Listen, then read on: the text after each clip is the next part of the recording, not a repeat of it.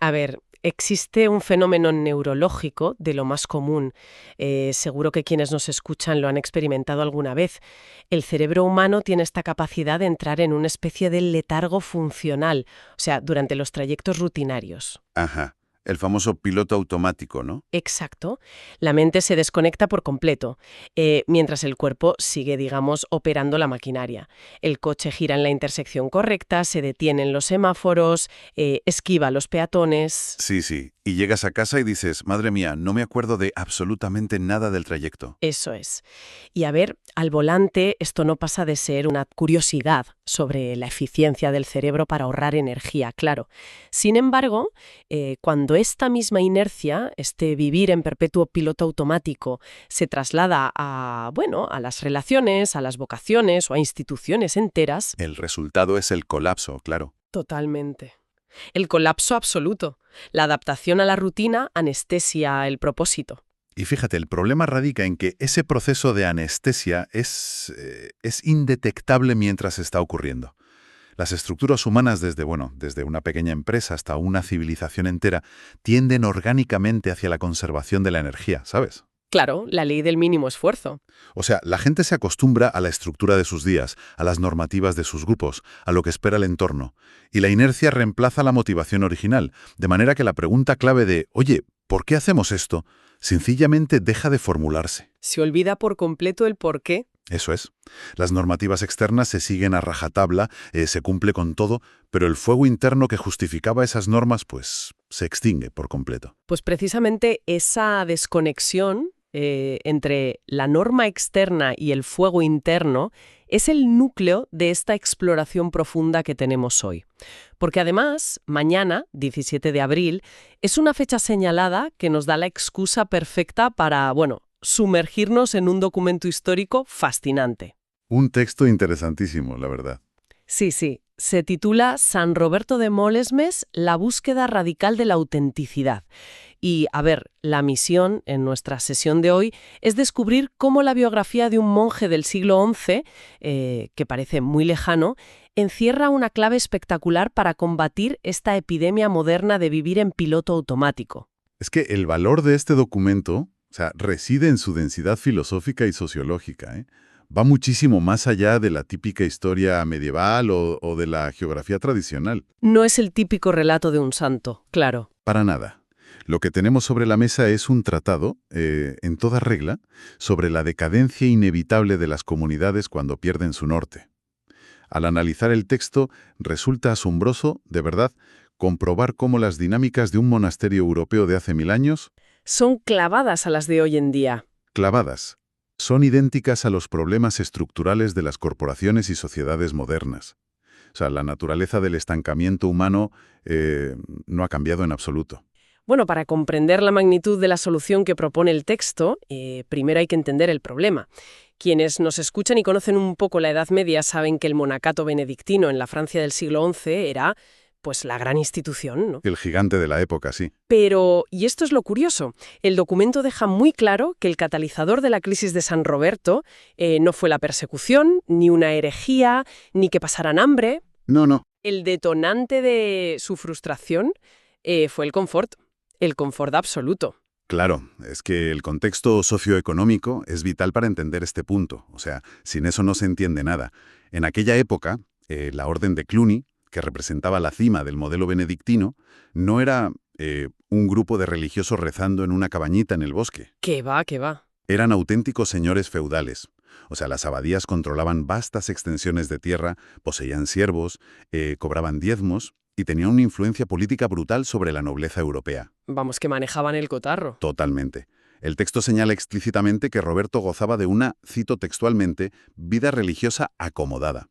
Los monjes eran una aristocracia espiritual. Ya. Su labor principal era el canto litúrgico, operando casi como especialistas de la oración que las clases altas financiaban para, asegurar su salvación. Y el trabajo manual, que en su día era un pilar de San Belito, Se había externalizado, claro. eso es, se había externalizado por completo a los campesinos. O sea que el éxito económico destruyó la misión original. Vale, vamos a desgranar esto con una analogía porque creo que se entiende mejor.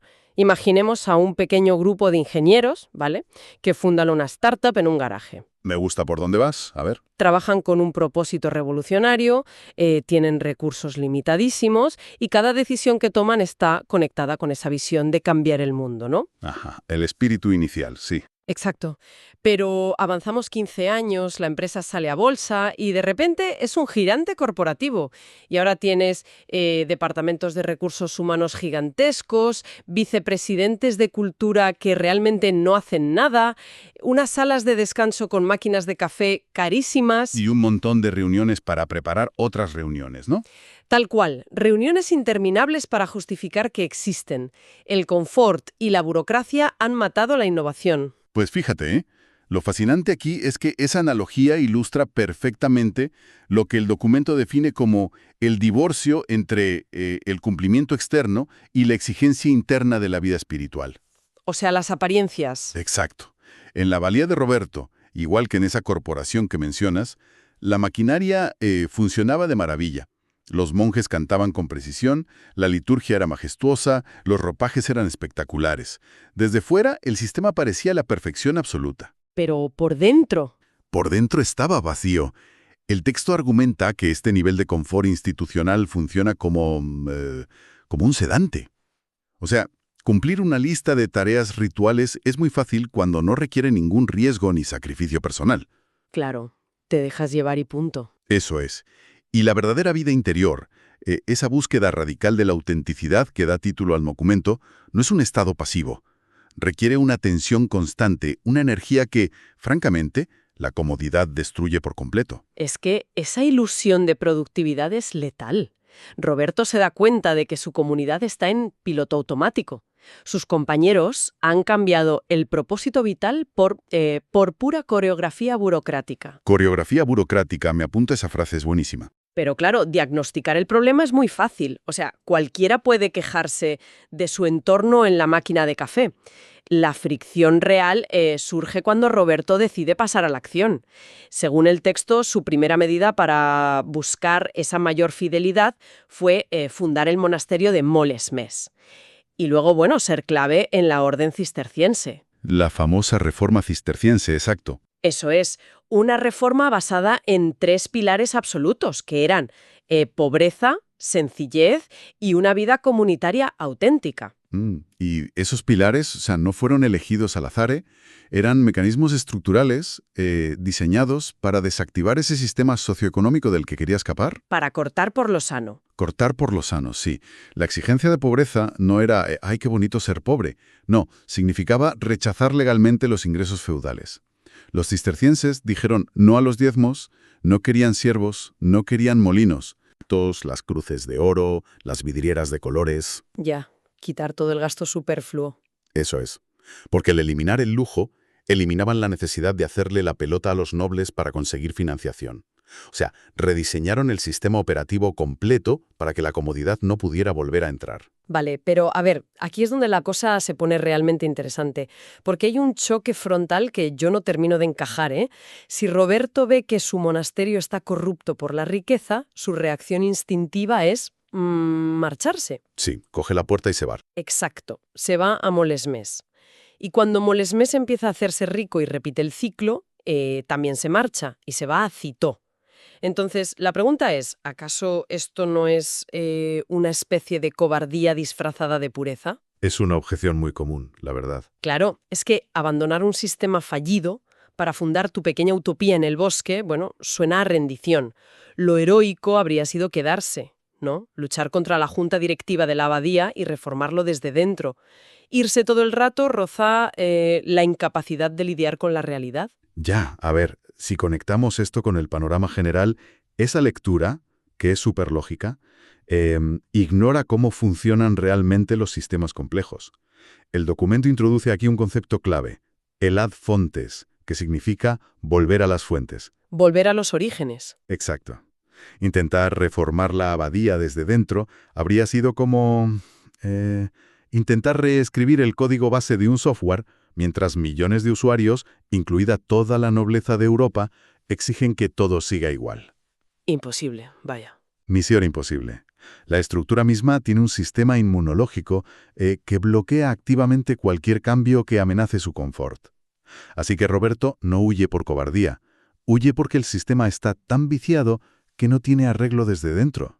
O sea, la premisa es que hay estructuras tan anquilosadas que son inmunes a la reforma interna, ¿no? Totalmente inmunes. La historia demuestra que las burocracias masivas no se arreglan con debates ni comités internos.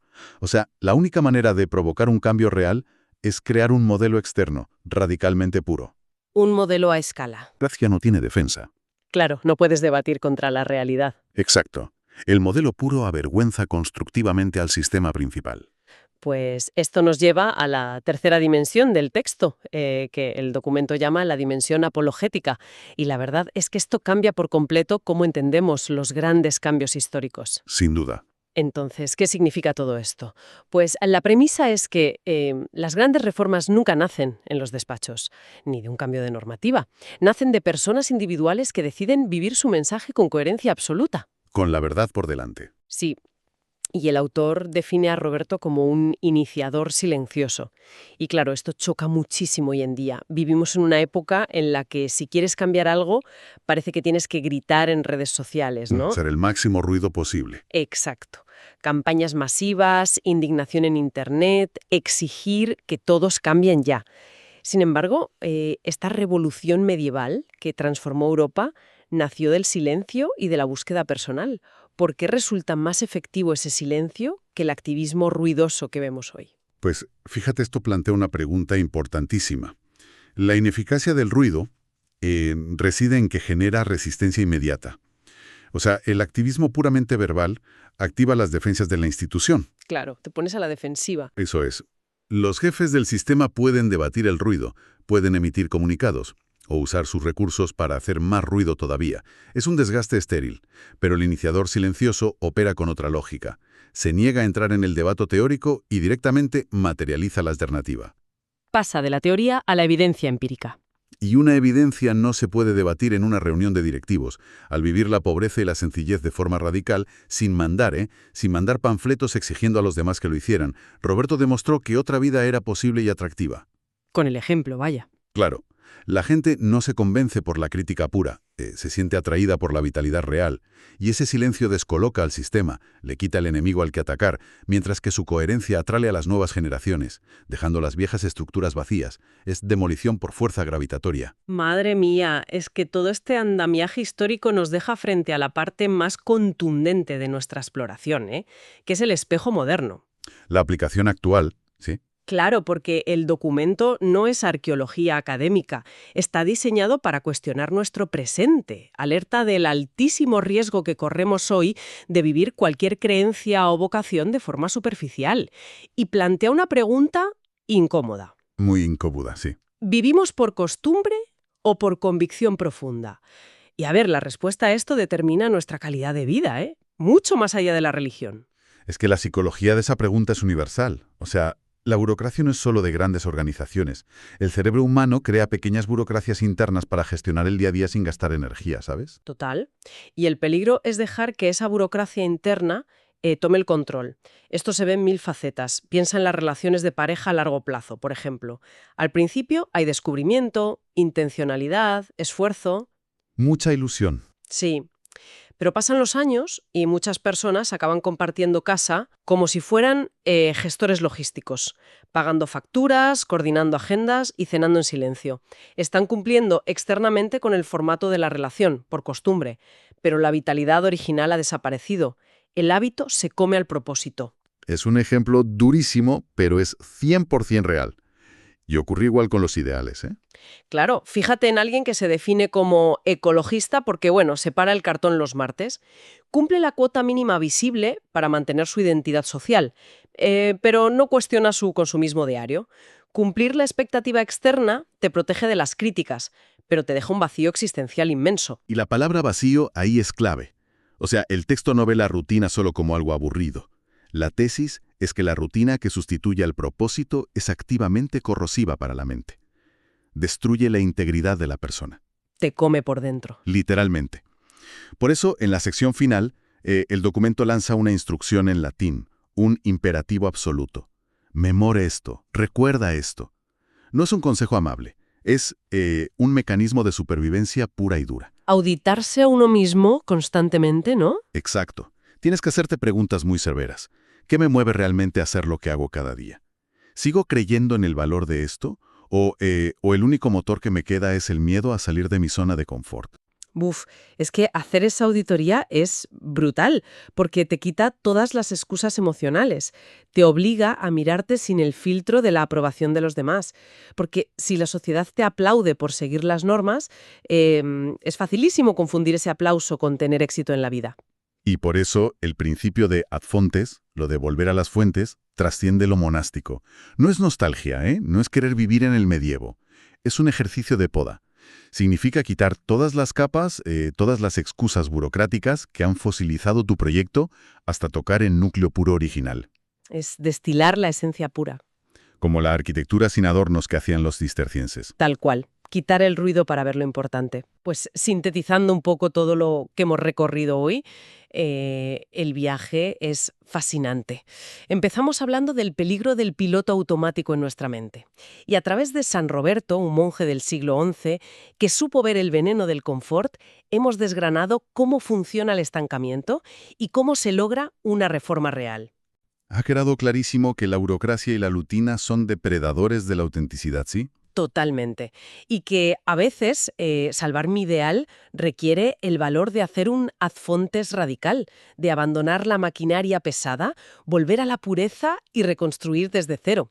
Y sobre todo, hemos visto que el cambio no necesita ruido, sino la coherencia de alguien que encarna lo que predica. La vitalidad real no te la da ninguna institución, ¿eh? Es una conquista diaria tuya, individual. Si confías en que el sistema te va a motivar, vas directo al estancamiento. Ya te digo. Bueno, antes de cerrar este análisis detallado, hay un último concepto flotando en el texto que creo que es perfecto para que quienes nos escuchan le den una vuelta a nivel personal. A ver, a ver. El texto habla de crear una vida comunitaria auténtica, ¿vale? Pero el método para lograrlo exigió que un solo hombre se separara drásticamente de su grupo, rechazando el confort de la mayoría. Todos tenemos un miedo atroz a romper las normas de nuestro grupo, por miedo a que nos aíslen, ¿verdad? Da pánico ser el raro, claro. Exacto. Da pánico ser la nota discordante. Pero, a la luz de esta historia, surge una paradoja increíble.